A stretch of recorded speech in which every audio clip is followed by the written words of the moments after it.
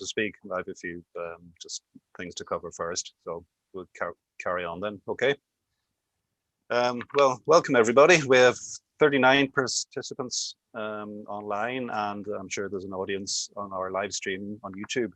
For those who are new to us, I'll introduce myself. I'm Danny Collins, the current honorary president, ably assisted by VP Dr. Andy McRae, who's also editor of our excellent quarterly Stardust.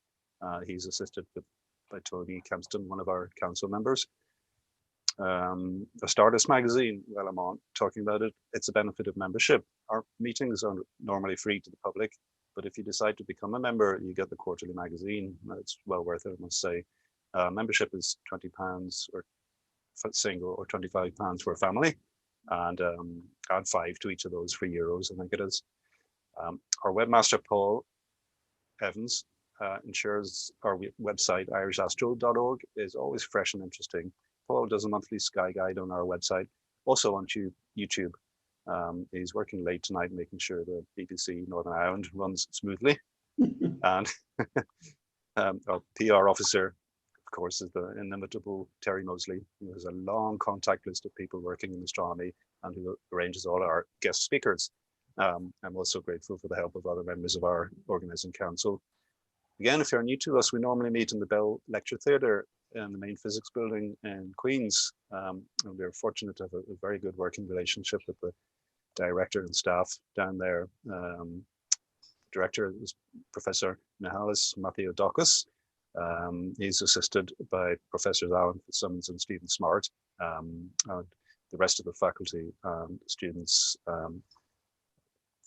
I would thank also for providing us with the use of a very comfortable venue for our meetings, with student door welcomers provided, and the 3 leading lights there have all spoken to us more than once. We engage in joint observing outreach events with them, larger lecture events. I'm sure we're all looking forward to being able to resume business down there. I'll mention a few forthcoming events, then hand over to our guest speaker, Dr. Nolan. I'm sure everybody was very impressed by the Perseverance landing just one day after our last meeting. Very impressive feat. I watched it live. I'm sure a lot of you did on NASA TV.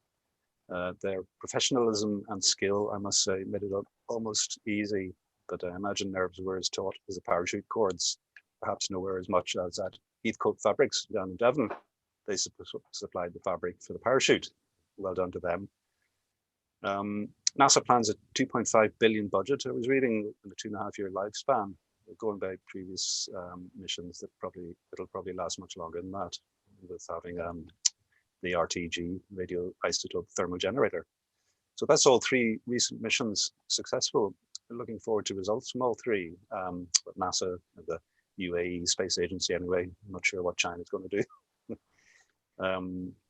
Few other things that have occurred. We were just talking there about the Cheltenham meteorite, or just north of Cheltenham, to believe it landed. But from Andy, I heard that they think there may have been some pieces falling off in the Welsh Hills somewhere. So I'm sure there'll be a lot of people out busy looking. Upcoming Mars on the 18th is going to be nicely situated between the Moon and the Pleiades. Be a good photo opportunity. Should be able to get them fairly easily in the one frame. What Jupiter and Saturn start to reoccur in the pre-dawn sky towards the end of the month. And the next meteorite shower, the Lyrids, peak on the 14th of April. As Andy reminded me, we're into galaxy time, or at least once the moon has gone down, it's a good time to look for galaxies.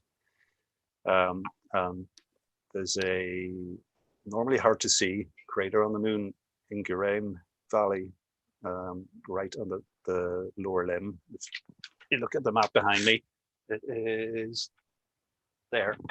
Of course, it's upside down. It's Patrick Moore's moon map, and that's the way it was printed. Lastly, Vesta, the brightest of the asteroids, will be in opposition in Leo on the 4th of March. That's what's 2-3 days. No, it's tomorrow, in fact. Leo will be in opposition. going through the tail of Leo. Sorry, Vesta will be in opposition going through the tail of Leo. There are other things if you check online, but those are the main ones. Now, our guest speaker, Dr. Kevin Nolan from TU Dublin, Technological University Dublin at Tallaght. Kevin is a lecturer in physics there. Having returned to academia from industry, Kevin is also working on a part-time PhD under Dr. Niall Smith, head of research at CIT. The project originally involved developing a software pipeline for the ESA Integral OMC camera in association with Professor Lorraine Hanlon, UCD, and now involves a data analysis of active galactic nuclei photometric data derived from the mission. Kevin is also involved in science outreach and has been a volunteer for the Planetary Society, founded by Carl Sagan since 1998. In 2008, he had a popular science book titled Mars, A Cosmic Stepping Stone, examining the motivations for the robotic exploration of the planet Mars. Kevin also makes frequent contributions to Astronomy in Ireland magazine, the Irish Times, and RTE in the areas of space science and exploration. And I'm pleased to say I have a copy of your book, and you kindly signed it for me in 2013. Thank you. Right, just before Kevin starts, I'll remind everybody, please submit your questions using the chat button, and then we can look at them afterwards. And I'll be muting everybody except Kevin and myself. So over to you, Kevin. All right. Brilliant. Thanks a million. So I'm on strict instructions from Terry, 45 minutes. So I'm watching my phone here for time. So, and if you find I'm spilling over time, give me the nod, okay? I'll try and rein it in. But anyway, I'll share the screen now and try and get everything else out of the way. So, okay. And in fact, can I just ask, can you see the people on the side of the screen, us at 4 or 5, or can you see all of my screen, or can you just see, for example, when I bring the PowerPoint up now? I can see all of it. Yeah. See, I want to get rid of that, and I don't quite know how. Can I just collapse it? I wonder. No, that's it. Bring the people up. So, okay, that's better, isn't it? At least that's smaller. Yeah. So, right now, let's start this up. So you can see that, okay? Yes, fine. Brilliant, great stuff. Okay, well, listen, thanks a million for inviting me to talk. It's always a great pleasure to talk to the IAA. Just as you kind of said there in the bio, I'm not a doctor yet. I'm still doing the PhD, so we can scrub that one on Mr. Kevin Nolan. It's getting there, but it's one of the slowest PhDs in existence, but it is genuinely getting there. But anyway, right, onto this evening's talk. It's all about Mars, of course. So the thing is, this will be kind of a whistle-stop tour of what we're doing at Mars, why we're there, you know, a bit of the history and the context, and then to talk about some of the current missions from Curiosity and to give a nod to Perseverance as well, and upcoming missions as well. So it will be a whistle-stop tour. It'll be a fast-paced talk. I will skip through some slides where I feel I need to move them on. There are some text slides in here. I don't expect you to read them. I'll just mention the key points as we move through those. So, of course, it says a search for origins. Actually, that's the primary reason why we've been going to Mars, and maybe arguably why we've been interested in Mars since the beginning, because we've been pondering the notion of, are we alone in the universe? And of course, we're exploring that question. It's a two-pronged question, the question of the origin of life and the question of the cosmic abundance of life. And of course, if we answer one, we'll hopefully substantively answer the other. They're very much linked. So there's two ways of approaching the problem. And of course, we're searching the cosmos using our amazing tools, the European Southern Observatory, the upcoming extremely large telescope at ESA, James Webb to launch later this year, Hubble, Spitzer, and so on. A range of instruments that have been giving us absolutely extraordinary results to date. I always love showing this image. It's 50,000 images collaged together by Spitzer. It's 1/16 the length of the Milky Way galaxy, and reveals that over 80% of the carbon in space, everything that's green in that image, is organic carbon. So up to the sophistication of genetic nucleotides and amino acids, of which proteins and genetic polymers are made. We're finding solar systems everywhere, protoplanetary disks in Orion Nebula, as much water being synthesized in the Orion Nebula, a small part of it every day, as would fill 90 of Earth's oceans every day being synthesized. We had, of course, Kepler detecting thousands of exoplanets, dozens of solar systems, and it's looking fantastic in terms of as we proceed in that regard. Oops, I'll just stay back there. But of course, the point is that we're interested in asking about life from this. It's not the only question, but from the perspective of searching for the planets, we're mostly interested, or significantly interested, in the question: do some of them harbor life? Now, that's going to be. We're doing great, making great progress, but it's going to be many, many years, if not decades, before we really answer that question. I personally think we're nowhere near. That's my own feeling on it. Is that I think it's a very long game to be searching for life on other planets, around other stars. Even if we have the telescopic power, I think life isn't as widespread as we might believe. So it's a long-term game, and we're making great progress. As you all know, there's now new excitement in the solar system through Europa and the Europa Clipper mission going to go there, and Enceladus, one of the moons of Saturn, which both show subsurface oceans at temperatures. So, maybe you might have interesting organic chemistry there, potentially even life, who knows? But at least there are other locations in the solar system where we can ask intriguing questions about, prospect of life elsewhere out off our own planet. Now, when it comes to Earth, of course, the question really comes to the other side of the coin, as in, what's the origin of life? And we very often forget the kind of the universality of that. I think, first of all, this image I always feel is a valuable one, because it reminds us that the Goldilocks position in the solar system is not what it's all about. The moon is there as well, but it's, of course, completely lifeless. So the thing about it is this, is that what Origins is about is not understanding life in the universe. It's understanding how inanimate materials can give rise to life. How, if life had a natural origin, a natural process, then what gave rise to it? And despite the decades of exploration and understanding in that, and the slow progress we are making, we're still absolutely nowhere near answering those questions. We are million orders of magnitude, millions, billions of times too inaccurate, too incapable of answering that question. We've all the substantive work to do in that regard. But what we do know is that life arose on Earth. Whether it originated here or not, we don't know. But irrespective of that, what we do know is that, for example, when we look at the material makeup, the mineralogical makeup of cells within us, how we use things like phosphorus and other elements like that, we see that the ratios within our systems are almost very similar to the ratios we find them in the Earth's crust. In essence, there has been an inextricable link between the Earth, life on Earth, and the planet since it emerged. There is a planetary context for what life is on Earth. And if it did arise here and originate here, then that is very much embedded within its planetary context.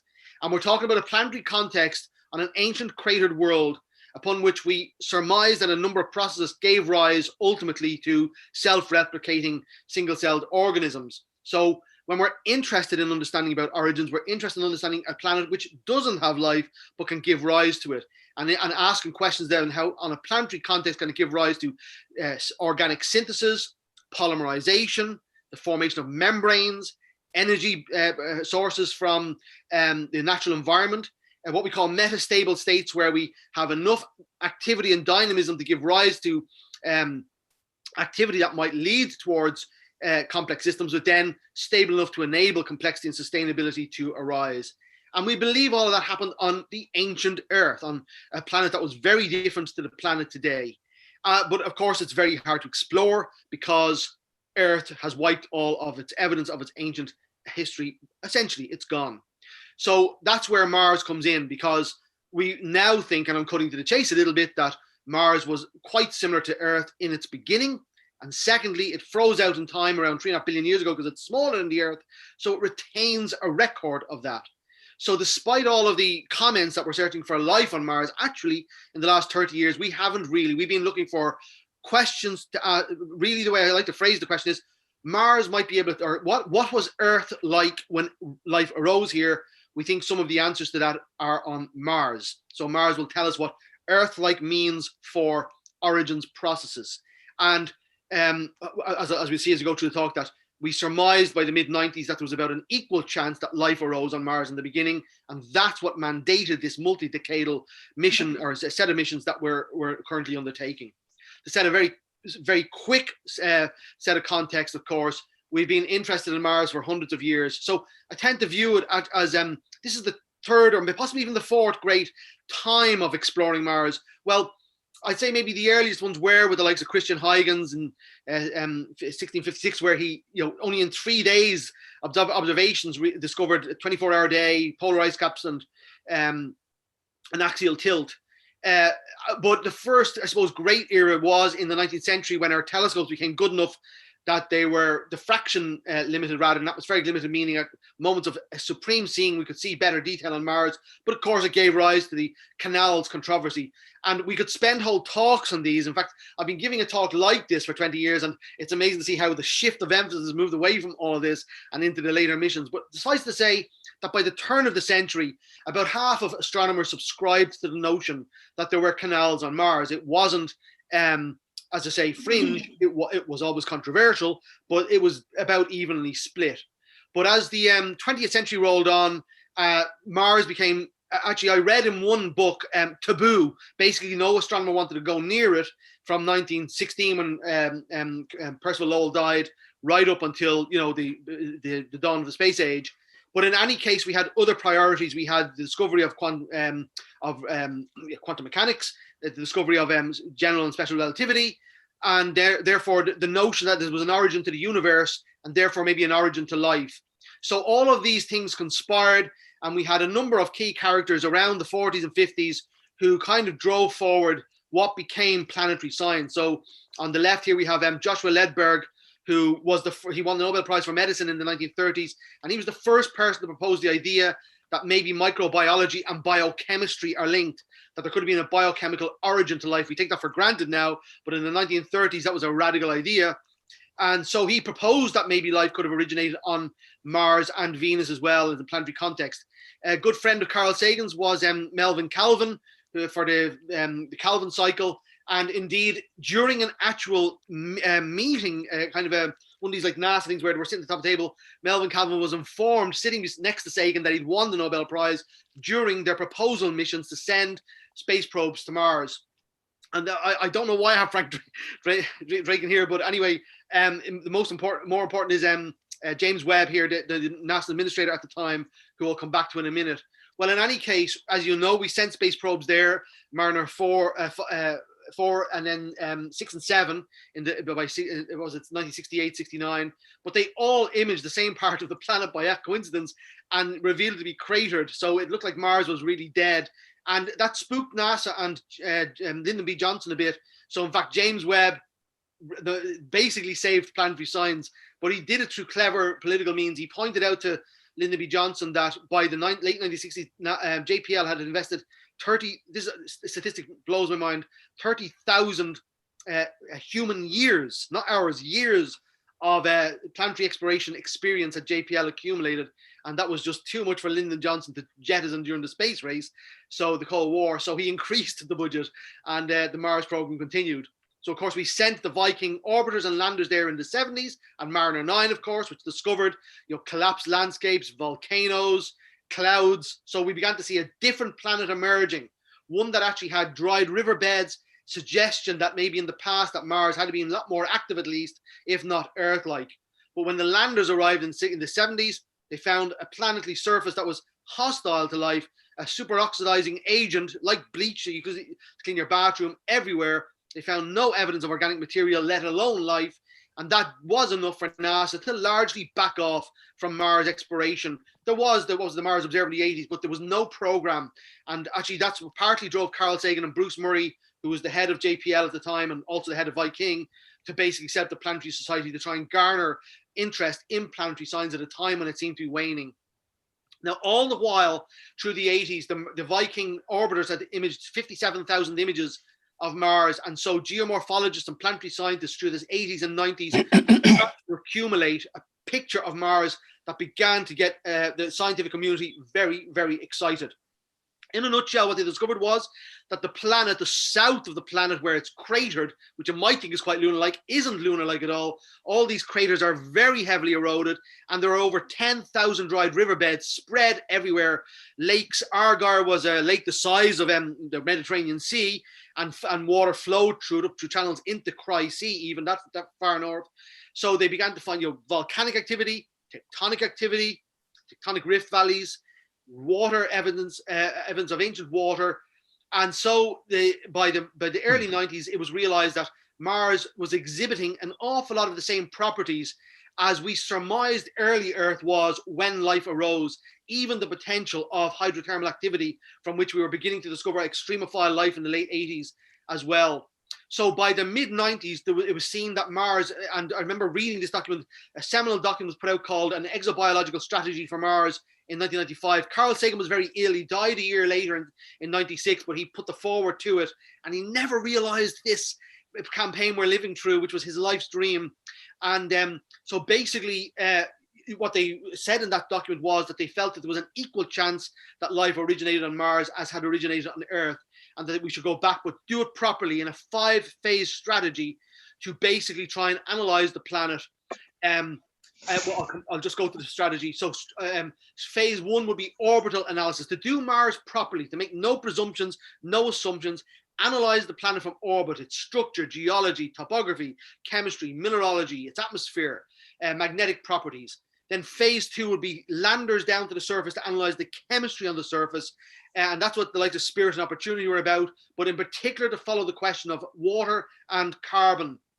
See, had there been past water there, and might there be any interesting chemistry that might point towards past biological activity. And these 2 phases of what we've been up to up until Perseverance landed a week or 2 ago.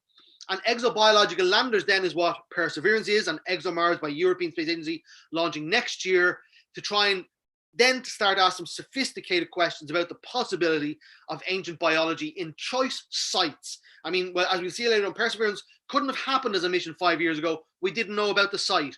Each phase builds the next phase. And then sample return to bring samples back to Earth, and that will now happen. The contracts for this are being signed as we speak. Samples will be brought back to Earth in 2031. And then eventually, and we're just talking about the human case here of humans on Mars, because we know that humans can do science better than robots. The argument even for sample return, as you've probably often read in many articles and magazines, they say we can do more in an afternoon in a lab on Earth than we can do in a decade using a rover on the surface of Mars. I don't think it's quite true, but nevertheless, we can do an awful lot more science on samples returned to Earth. So that's what was kicked off in the late 90s. And I'm going to skip through actually a lot of these slides here because, I'm going to just focus on a few of them here because, as I say, this is a kind of a general talk, and I don't want to go through all the details. But in terms of the search for life then, we're starting from the planetary context and zoning in. So from orbit, asking questions about what tectonic activity, what volatile materials. Yeah, and I forgot to mention that, by the way. Of course, the whole central premise, or not premise, but thesis or foundation upon which we might have imagined life to originate is not just planets that are active, but that they're active with volatile materials. That's water, carbon dioxide, methane, ammonia. These are the materials that can change from solid to liquid to gas. They basically balance planets. They create the balance in planets, but in so doing, they cycle through their different cycles and they change state, and that's where the dynamism arises to give complex chemistry. So the question of what happened on Mars, what kind of atmosphere, what water cycles, weather, all of that from orbit. Then to land on the surface and to ask questions also then about water there. Was it clement? Was it icy? Was it briny? And what lakes did it have? What hydrological cycle did it have? What kind of atmosphere was it in the past? So we still don't know anything like the answers to these, even despite all our missions there. Then we want to get down onto the surface and start asking complex questions, which Perseverance will do about, what potential was there for life. And Curiosity has answered some of these questions as well.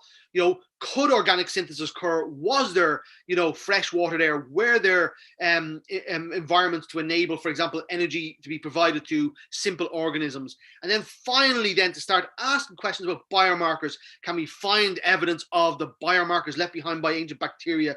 Might we even see what we call microfossils?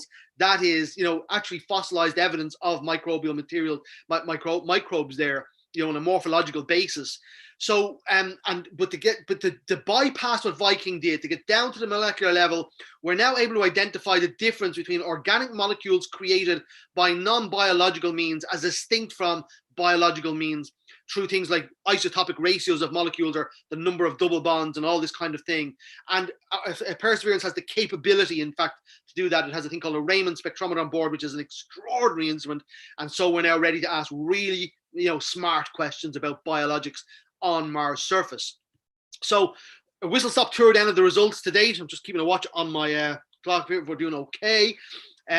So the thing is that we, of course, started in 1997 with Pathfinder, the little Sojourner rover, and this is called Carl Sagan Memorial Station, and it was landed in a place called Ayers Vallis, which we surmised to be an ancient floodplain, I should say, and Pathfinder verified that there are rocks from many different geological regions on Mars in this location. This was a vast floodplain in the past, the first evidence of water. Now, you must remember, even by the early noughties, we didn't know if there was water on Mars, past and present. There was still debate as to whether what looked like river valleys were formed by water or by other liquid means, or other means. But then, of course, we sent 97, Mars Global Surveyor, 2001, Odyssey, 2003, Europe's Express, and 2007, the reconnaissance orbiter, Mars Reconnaissance Orbiter by NASA.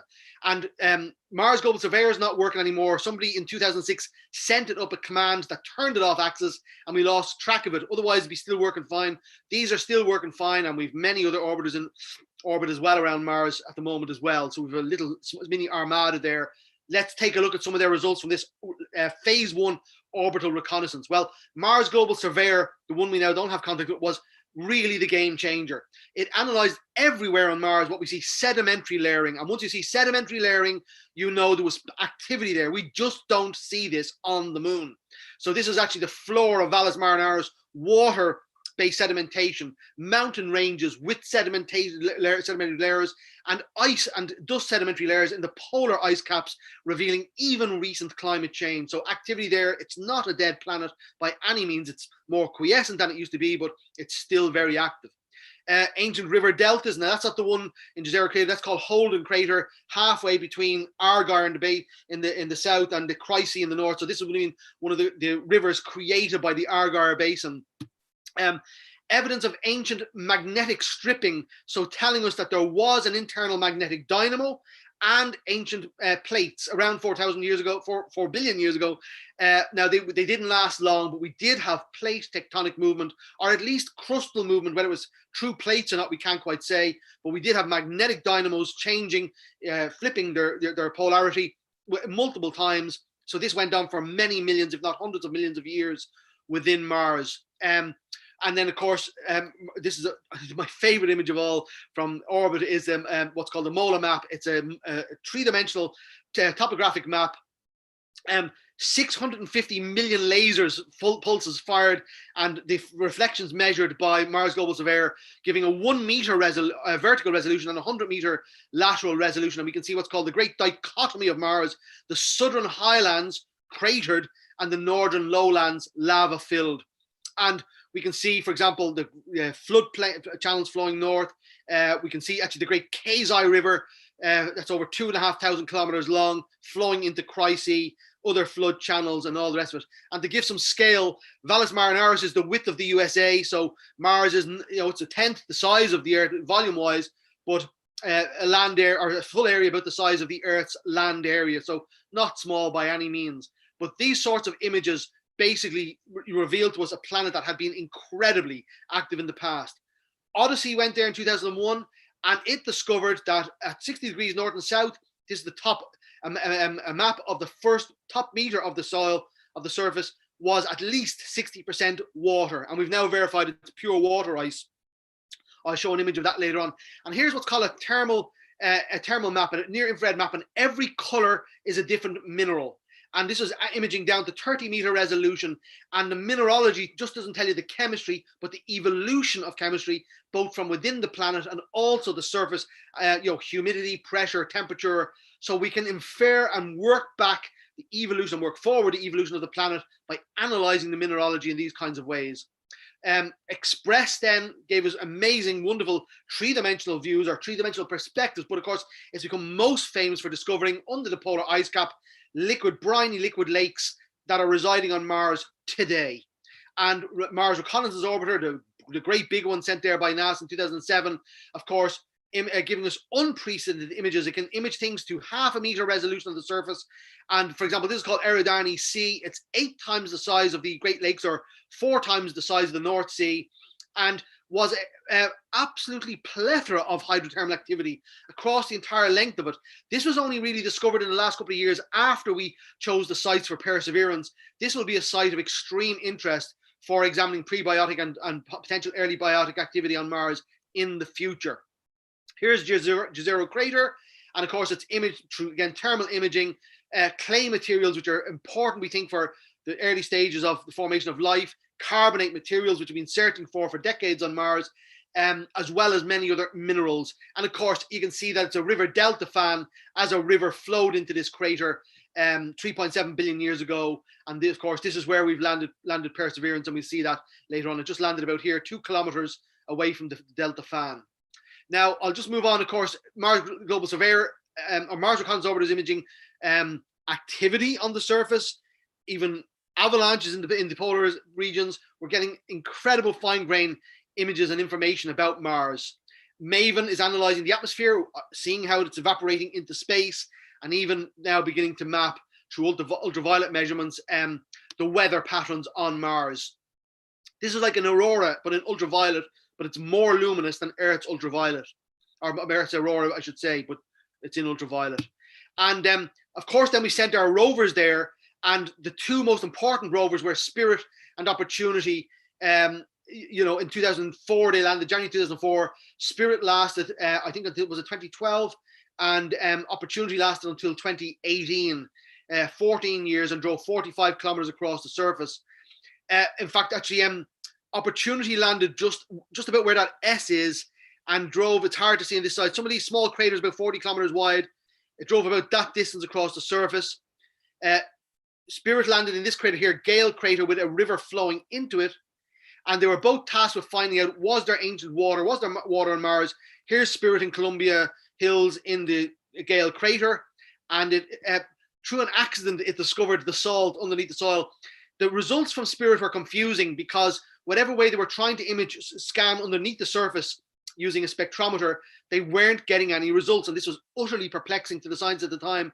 And the problem was that, surprisingly to them, the actual layering of the top part of the crust just directly under it were pointing in the same direction as the hill, which was a surprise to them. But in any case, both Spirit and Opportunity were semi-autonomous to start off with. They became fully autonomous vehicles. They were reprogrammed, but Spirit was let go for a day on its own, and a stone got stuck in its front wheel. So it decided to turn itself round and drag itself up by its hind wheels up the hill. And in the process, that wheel scraped away the dust and discovered the pure, I think it's a phosphorus salt underneath that they'd been looking for, and that they couldn't interpret the results from their spectrometers until they actually saw the visual image. I think it's an accidental discovery, which I think is absolutely wonderful. But of course, the place was inundated with water, and they've subsequently analyzed the data and found was bucket loads of hydrothermal activity going on in that lake as well. Opportunity landed in what was, the Odyssey probe might have suggested was an ancient sea, and immediately it found hematite, a precipitated material on the surface, indicating in fact that the region was an ancient sea on at least 2 occasions in its past. Now, I'll skip forward here. It went 5 kilometers to what they call Victoria crater, and as it arrived there, Mars Reconnaissance Orbiter saw it come in. So we were making the connection in 2007 between orbital and surface-based analysis. So a seamless kind of link from the orbital down to the microbial level. And then in 2007, the decision was taken to drive Opportunity 22 kilometers across the surface to Endeavour crater, and it arrived there in 2011. This went unnoticed by humanity. A 4-year journey across this endless sea of sand by Opportunity. And in 2011, it arrived there. I'll skip it forward a bit. And it arrived there, and it was just about to do some amazing analysis. Sorry, I skipped the slide I didn't want to skip. I removed it actually to kind of tie things up. It found clay materials, again, all along the rim of this crater. And I was about to drive into, I suppose, a little bit of poignancy about this Perseverance crater, or valley. And there's an image down into the crater when a global dust storm came and covered its solar panels in June 2018, and we lost contact with it, just as it was about to do some of its most exciting science. But any case, we to move on very quickly, we've been sending other landers there in the intervening time. 2008, we sent Phoenix up to this polar region to see, is there water where Odyssey was suggesting in the top meter of soil would be 60% water. And this was just one of the most extraordinary discoveries. It scraped away a centimeter of the regolith and discovered pure water ice under the surface. So it's everywhere. Mars has enough water, if you melted it today, to cover the globe to a depth of 50 to 100 meters. So there's vast reservoirs of water there still today in a vast tundra north and south of the planet. But by this time, around 2010, we had discovered, of course, made major successes, more than 10,000 dried riverbeds, planet-wide activity going on, huge suggestions that the planet was very clement and quite Earth-like in the beginning, and even detection of methane there today. So there was a bit of a discussion as to, do we go on? The funding wasn't there for further missions, but of course the decision was, this is such a success, of course we will, to ask more specific questions about water activity, the carbon cycles, and maybe suggestions of habitability. And this is of course where Curiosity came in, designed through the latter part of the noughties, launched and landed on Mars in 2012 in Gale Crater, which straddles the southern highlands and the northern lowlands. And as you'll see from this infrared image, now this is the region of the crater here. I hope you can see my mouse moving here. This is an alluvial fan, which we wanted to land Curiosity. Indeed, it landed just here. This is the central mountain here, Mount Sharp, but you can see all around it evidence of other rivers flowing everywhere. This plate region was inundated by water. And indeed, we now know that Gale Crater was a 149 kilometer wide lake in the past as well.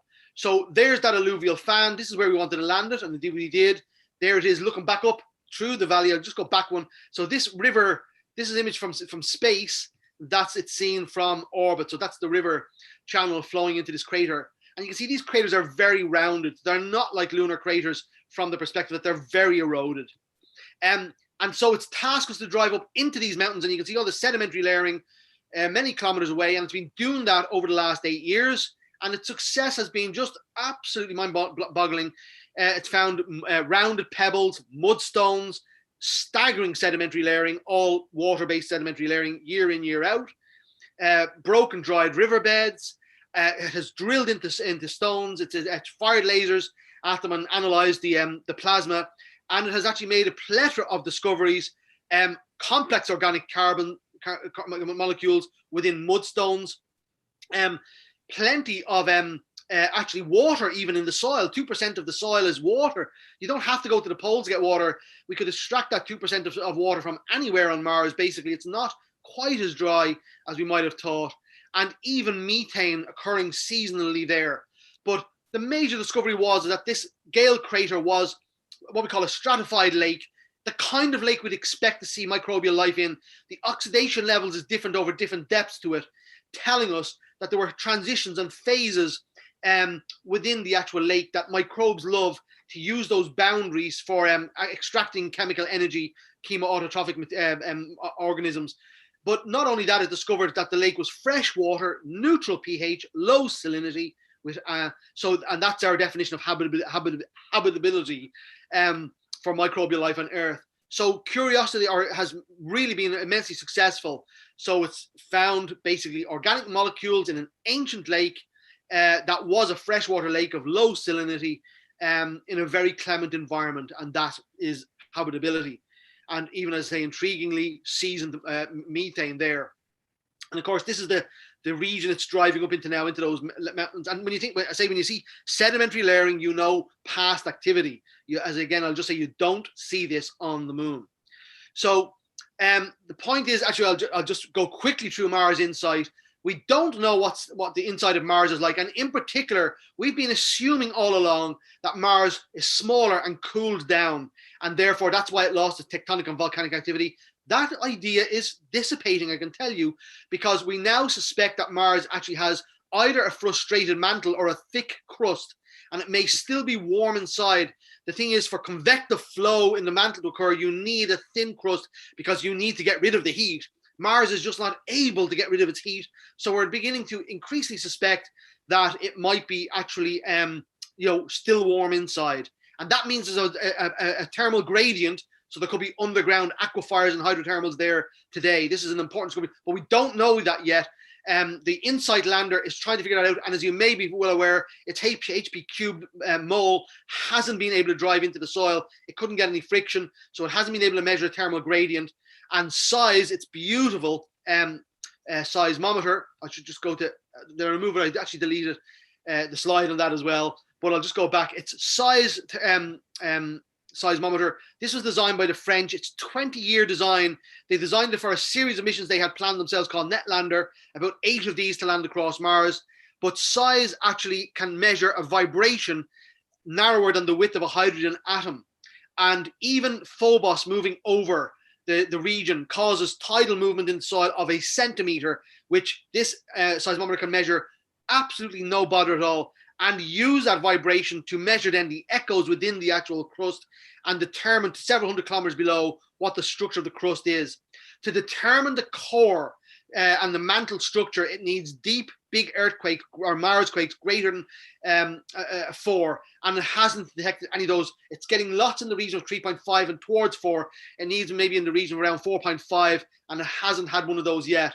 But in a recent talk given actually by Dias on this, an Irish scientist, I can't remember his name, working on this mission, said that he does believe that in the next couple of years they will get the seismic activity they need to be able to determine what the internal structure of Mars is like. So this is a mission very much still, on the move. Now, I can't finish or move on to Perseverance before mentioning the most beautiful mission in my view on this is just monitoring where that InSight probe is on Mars, and we're monitoring that to about a position of a centimeter accuracy at hundreds of millions of kilometers, around 10 to 100 million times more accurate than GPS. Now, why is that important? And as I say, in reading about this from the NASA website, it's just on their press release, blew my mind. So every year in Mars, when it goes from winter to autumn on Mars, it's every year of ours, every half year of Mars, 15% of its atmosphere moves from the northern to the southern hemisphere. That's 40 trillion tons of carbon dioxide freezes on each pole. And as it moves, it causes a mass distribution change of the planet. And that inertia, measuring its moment of inertia, measuring its resistance to that move, causes what we call nutations. And these can be monitored by monitoring where the probe is. And so what we're really measuring is Mars's resistance to wobbling at centimeter resolution over hundreds of millions of kilometers. And that resistance to that motion will tell us the mass distribution of the planet and give us a very fine scale understanding of the matter structure, whether it's liquid inside, what the density of the different layers are. And so even though we can't get the HP cubed into the ground, we can still be able to do a huge amount of extraordinary science by just monitoring the variation in mass of carbon dioxide from one pole to the other on Mars. I just think that is the most ingeniously designed experiment I've ever heard, I have to say, to monitor resistance to moving by Mars, because 15% of its atmosphere freezes 40 trillion tons of carbon dioxide every Earth year, every half Martian year from one pole to the other. Is that real science or what? So anyway, on to, of course, Perseverance. This is the first phase 3 exobiological lander, and as we all know, was lowered in the same way as Curiosity with a sky crane. And it has a whole range of amazing mission objectives. Now, what really impresses me about Perseverance is, I remember well when this mission was mooted around 2010 to 2012, and JPL didn't have a clue, not an idea what they were going to do with it. But I remember reading that they're basically instructed by NASA, don't do Curiosity 2, do new things. Well, now they have some of the most sophisticated science instruments on board, including what's called a Raman spectrometer, which can observe the vibrational level of molecular bonds in organic molecules to determine the structure of organic molecules in miniature. That's its science on the end of its robotic arm. But it's got a whole range of other capabilities as well. It's going to basically, as I say, search for evidence of microbiological or activity in the past or biochemical activity. It's going to put 43 samples in canisters and lay them as a breadcrumb trail along Jezero crater to be picked up by a sample return mission in 2031. It's going to synthesize oxygen from the atmosphere using an instrument called MOXIE. It's going to measure the atmosphere, or sorry, weather, I should say, in unprecedented detail. And indeed, there's an organization in Spain called INTA. It's their astrobiological institute, and I've worked with them in my PhD. This little OMC optical monitoring camera I wrote some software for, they designed and built it. No, they didn't design and build it, I beg your pardon. They designed it. It was built by Brendan Jordan in Dias. The optics was designed by Lorraine Hanlon UCD, and I wrote the data analysis pipeline for this little optical monitoring camera on a space probe in orbit now called Integral. But the minute these guys were finished with this, off they went into designing this mission of a set of weather monitors, pressure, temperature, humidity, so forth. And what they're measuring over the next 2 years is the weather on Mars as astronauts there would need it. You know, basically fine-grained detail. How does Mars climate change on a daily basis at different latitudes? Sorry, I beg your pardon, at different altitudes as the rover drives up hills and small hills and all the rest of it, and get a really good sense of the weather on Mars.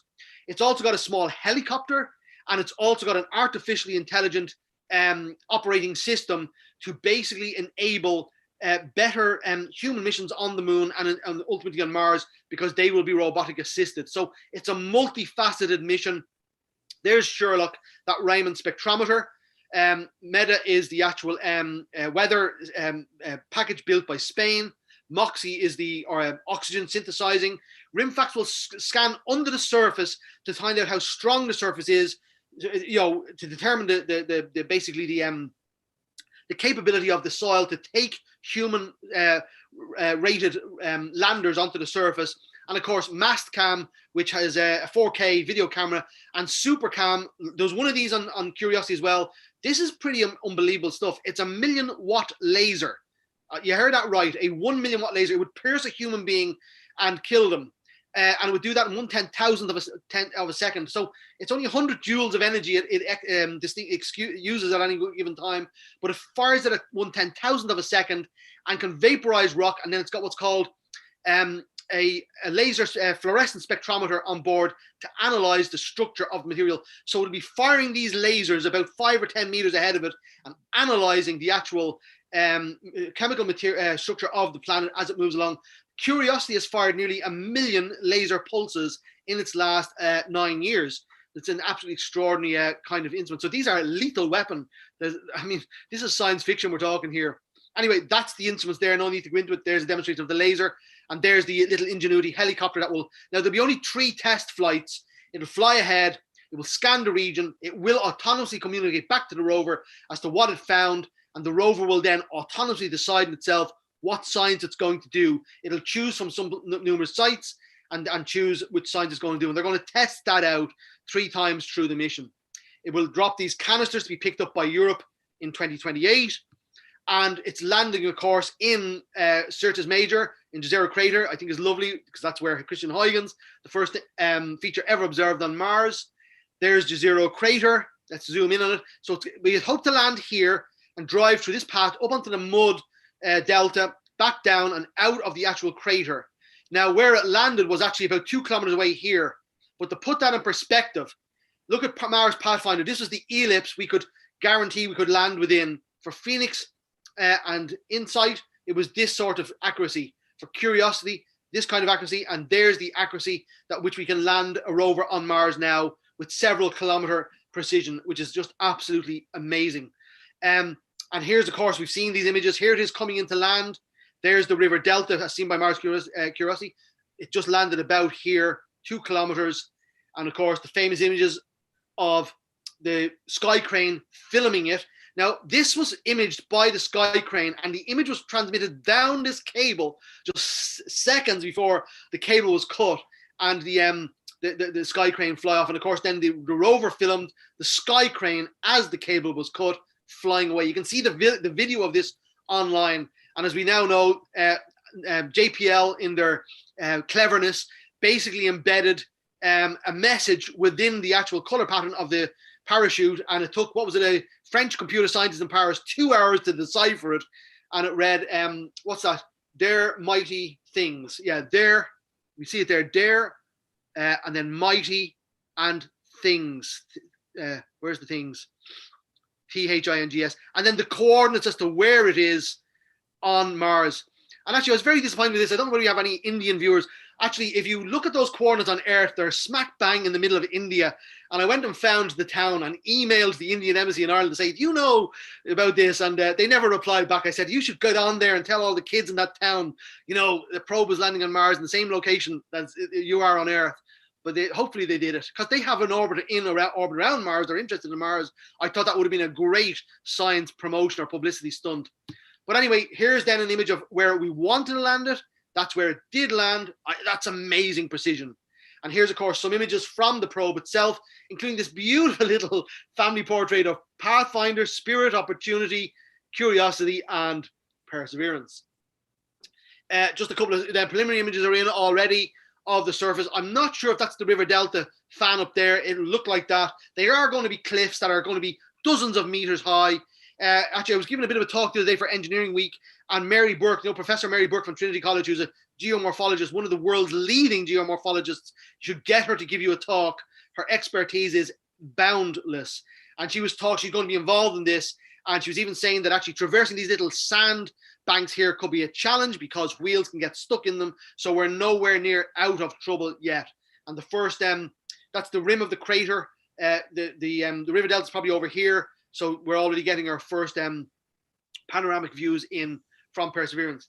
Now we're nearly done, Terry, so don't worry. Yeah, I should be finishing now. Give me 2-3 more minutes. I'm almost there. So the thing is, in 2026, and the contracts were signed for this. I was writing actually an article for Anne for Astronomy Ireland, and I was reading about this. Couldn't believe it, that Airbus have signed €1.5 billion worth of contracts with ESA for €1 billion for this to happen. So Europe are incredibly involved in this sample return mission. The sample fetch rover is being designed and built in England right now. I can't remember which university, one of the universities.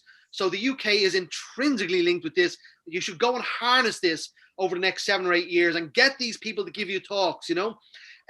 So the thing is that anyway, in 2026, the Earth orbiter, return orbiter will be launched by ESA Airbus. This is 40-meter wide solar panels and 6 tons in mass. Will stay in orbit from around 2028 to 2031.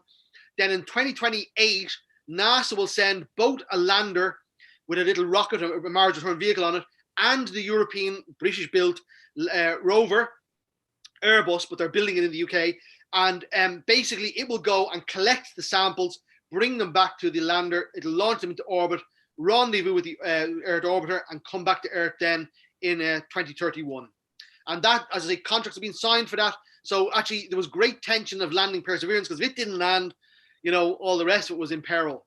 And of course, we know that in 2 years' time, Europe are sending their own exobiological rover, ExoMars, and a colleague of mine, a man who taught me in UCD called Dr. Leo Metcalf. He's a staff engineer for ESA, which is like having tenure with Harvard, is the Science Operations Center manager for this. So again, another person you could think about getting to give a talk on this in the future. A lovely man and passionate about this. I mean, you won't get a more passionate person.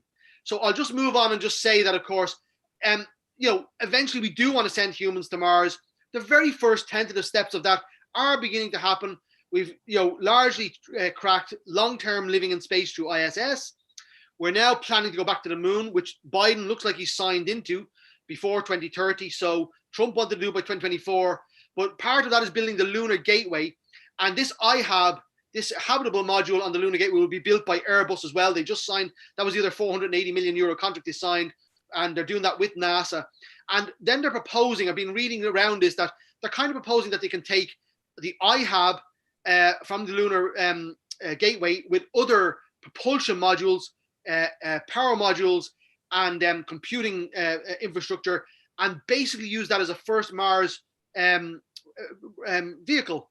And there have been some feasibility studies even done to suggest that we could do a human flyby of Mars as early as 2037. If this return to the moon happens this decade, then they're proposing we could send people to fly around Mars and come back for $160 billion as early as 2037. The 2033 opportunity is gone. We won't be able to do that. But many are kind of thinking that if we're going this route, maybe by 2037, 2041, that time frame, we could see people there. So of course, to finish this off with, there are vast remaining questions, but you can see the success of what we're doing, the amazing sophistication of the science. So the next robotic questions will be, did organic synthesis occur? what was the climate like in the past? Did simple membrane-like organisms arise? You know, what was the evolution of the planet in terms of prebiotic or biotic chemistry? And it doesn't matter really whether we find life there or not, in my view.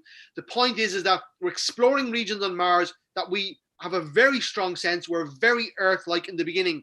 And we're already getting huge results, because the point is that we now know Mars is a watery world.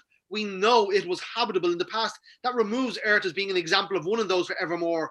And I often like to say that Mars is the CERN for the question of the origin of life. It's an amazing laboratory. And I personally believe that the science we're doing there is as good as what we're doing in CERN. In fact, I really like to champion the idea that from 1997 to now, we couldn't have done it better. And I think humanity will thank us for this. I think it'll be seen as a golden era of Mars exploration. And in my view, the whole SpaceX rhetoric of trying to get people there in the next 3 or 4 years is spoiling that. And especially for young people, because there's so many young people now are just kind of thinking SpaceX are going to get us to Mars, when we're already there, potentially asking the biggest question there actually is about Mars, which is, did life originate there? And what can it tell us about a planetary context for all of life? So that's me done. Thank you very much. That was fascinating, Kevin. Thank you very much indeed. The whistle stop tour, I know it's very fast. We can probably do a course on this, you know. But I know Terry was saying too much, and there is too much. But I'll just say this now. I'll shut up. Is, you know what? I kind of want to do this just to say it's not me, it's not you, it's everybody. Look what we're doing. Isn't this such a wonderful, positive science story? That's my view on it. And I need to just give a whistle stop tour of it all to show the range of what's going on. You know. Well, again, thank you. I could listen to that all day. I really could. I find it fascinating. I'm sure most of us do. Looking at the list, you're happy to take a few questions then? Yeah.